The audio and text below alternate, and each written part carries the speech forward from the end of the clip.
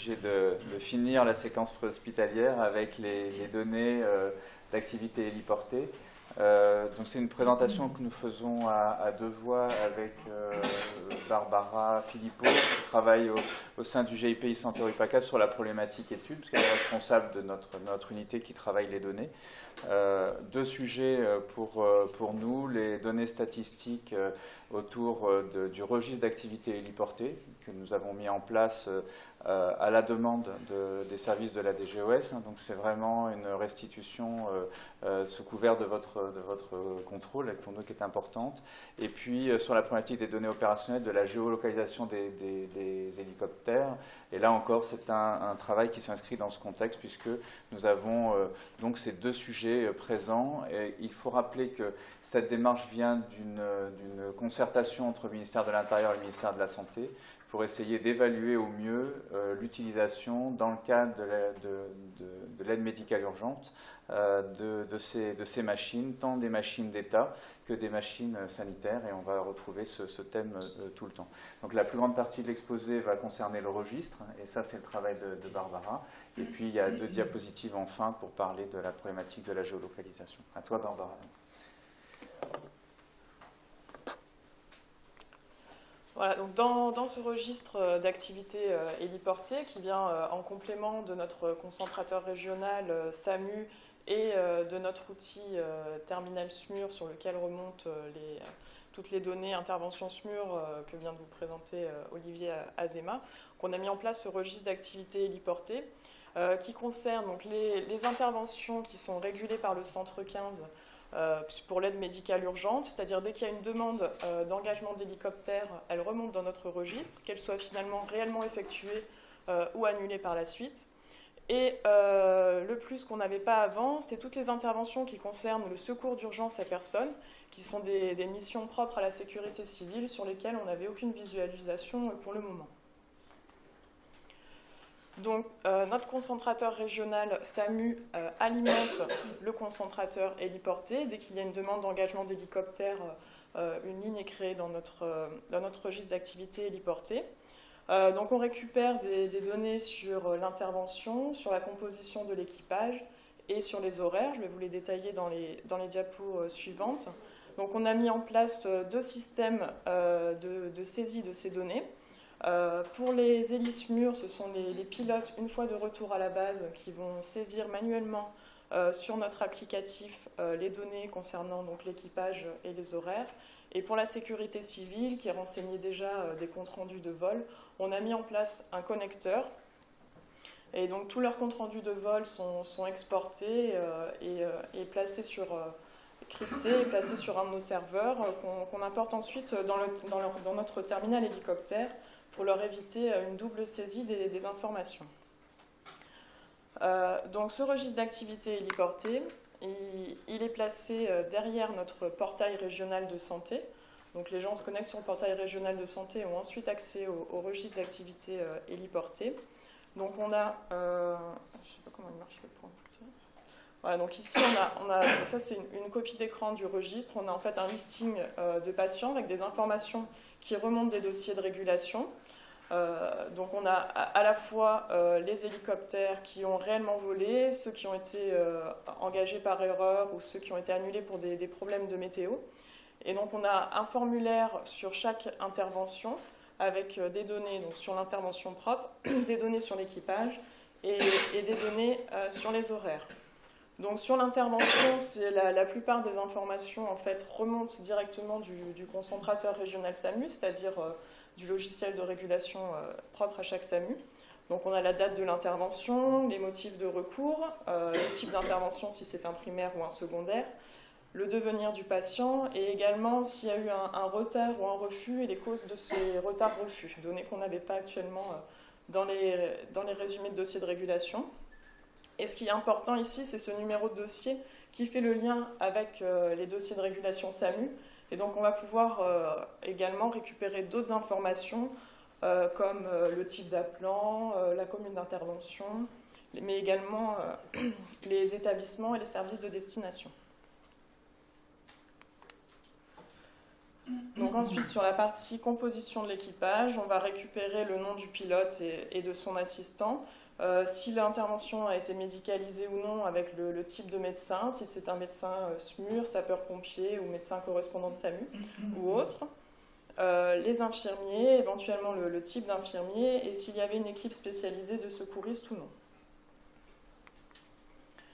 Et pour les horaires, donc on a effectivement des horaires qui remontent déjà des dossiers de régulation, mais là on a vraiment toute la palette des différents horaires, du premier appel de création du dossier de régulation à la décision d'engager un hélicoptère, les horaires d'échange avec les bases hélicoptères, l'heure de paré aéronef, c'est-à-dire un moment où le pilote est prêt dans l'appareil, l'heure de paré mission, donc avec l'équipe complète qui est prête, l'heure de premier décollage, éventuellement s'il y a eu un posé intermédiaire, l'horaire de celui-ci, pour récupérer l'équipe médicale ou pour une autre raison, l'heure d'arrivée et de départ sur le lieu d'intervention, et enfin l'heure d'atterrissage.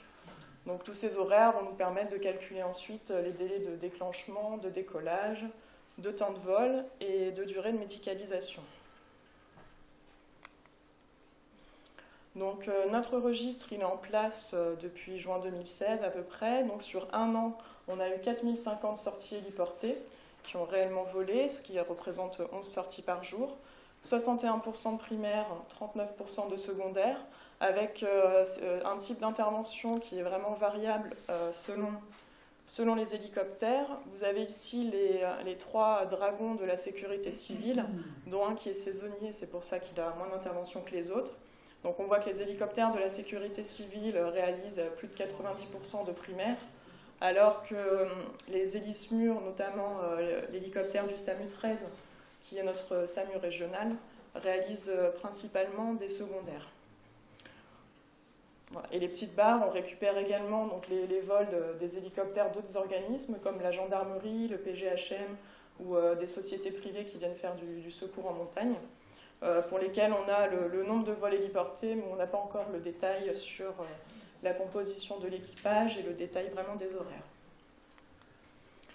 Donc sur la composition de l'équipage, 93% d'interventions qui sont médicalisées, 80% par un médecin SMUR, 13% par un médecin sapeur-pompier, et donc 6% d'interventions non médicalisées. Sur les durées d'intervention, donc on est à 1h43 en moyenne pour les primaires, 2h26 pour les secondaires. On voit que ce qui fait varier en fait ce délai d'intervention, c'est le délai de déclenchement et de décollage qui est beaucoup plus important pour les secondaires.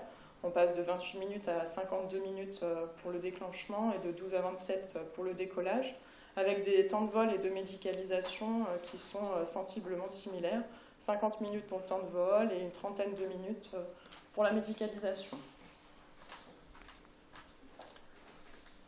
Voilà, donc ça c'est les principaux chiffres d'activité qu'on a retenus suite à cette expérimentation de registre héliporté. Et donc l'autre partie concerne la géolocalisation en temps réel des hélicoptères d'État et sanitaires. Donc je vais relaisser la parole à Gilles.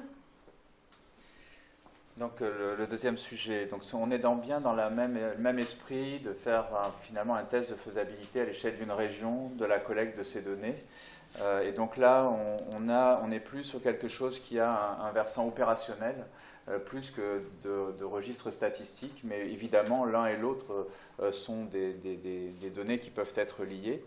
Vous voyez l'organisation qui a été proposée techniquement pour pouvoir concentrer et partager des données entre les structures du ministère de l'Intérieur et celles qui opèrent pour le ministère de la Santé.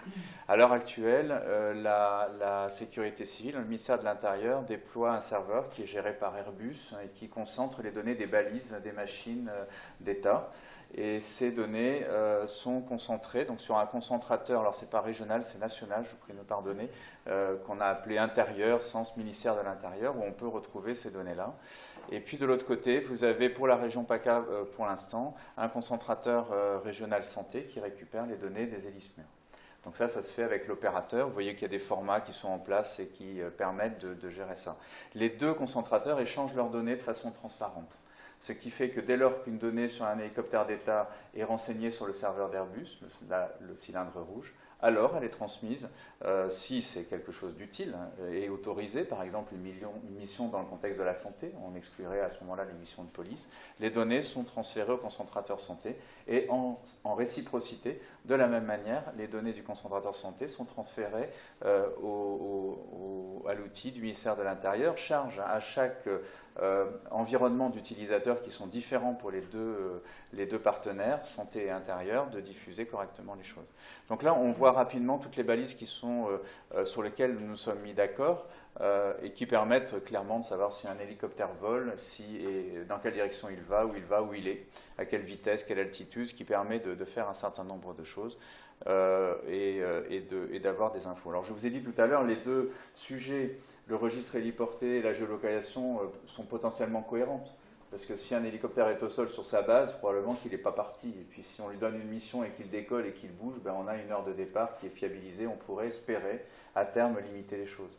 Mais ça a aussi un côté opérationnel, strict, parce qu'on peut imaginer quand un hélicoptère se déplace de la Bretagne vers la région parisienne pour amener un patient, ben, la façon d'alerter les SAMU de la région parisienne pourrait être automatisée. Il n'est plus dans sa zone de géolocalisation. On sait bien que les SAMU bretons font les choses très bien et préviennent, mais de temps en temps, les SAMU parisiens peuvent ne pas entendre. Non, c'est une plaisanterie.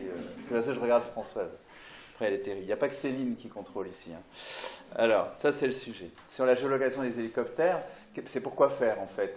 Qu'est-ce qu'on va en faire? Alors, j'ai un peu dévoilé les choses, mais on a déjà des utilisations qui sont en place. On peut se dire, tiens, on va faire une cartographie nationale.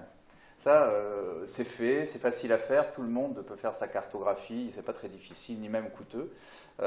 Mais ça intéresse assez peu les opérateurs opérationnels, que sont les SAMU, notamment. Pourquoi? Parce qu'ils ont déjà une cartographie, on va leur demander d'ouvrir une autre cartographie, et puis ce n'est pas lié au logiciel qu'ils utilisent. Donc il y a un vrai sens à plutôt rapatrier ces données pour les outils métiers et à terme le SI SAMU. Ça, c'est le rectangle du bas sur le sujet ici, où on se dit qu'il faut que ces données puissent être consommées par ces logiciels de SAMU, et ça, on déploie cette consommation de ces données pour la cartographie des SAMU de la région PACA avant la fin de l'année. Donc c'est quelque chose qui est en place, qui ne pose pas de problème technique. Et puis, on peut donner ces informations à d'autres logiciels que les logiciels de SAMU. On peut les donner notamment à des logiciels spécialisés qui vont traiter de la donnée héliportée de façon plus approfondie, on pourrait dire des logiciels métiers spécialisés dans la gestion des flottes héliportées. Alors il y a une expérience sur l'île qui est particulièrement avancée avec des inventaires de DZ et autres. Ils ont déjà, eux, récupéré les données de géolocalisation de certains hélicoptères. Le sens de notre démarche est de se dire, arrêtons de faire X connecteurs, ayons un format et concentrons à un seul endroit les données, de façon à ce que tous les utilisateurs puissent aller les chercher à un seul et même endroit, comme vos téléphones le font avec les données de météo, par exemple. Vous n'allez pas chercher ça à 25 endroits. Et là, vous avez l'exemple de l'île, et ici, une cartographie très soigneuse que nous avons découvert au cours de ce travail, qui est celle autour de la problématique de la greffe, des greffes d'organes, pour aller gérer les transports et la coordination des transports d'organes et des greffes et des équipes de prélèvement. Et donc, il y a un inventaire qui ressemble beaucoup à celui-là, qui parle de où est-ce qu'on se pose, avec quels moyens, et comment on appelle le moyen, et est-ce qu'il est disponible. Vous voyez, c'est bien la même chose, et il y a l'ambition de pouvoir parfois utiliser les hélicoptères du sanitaire pour ça.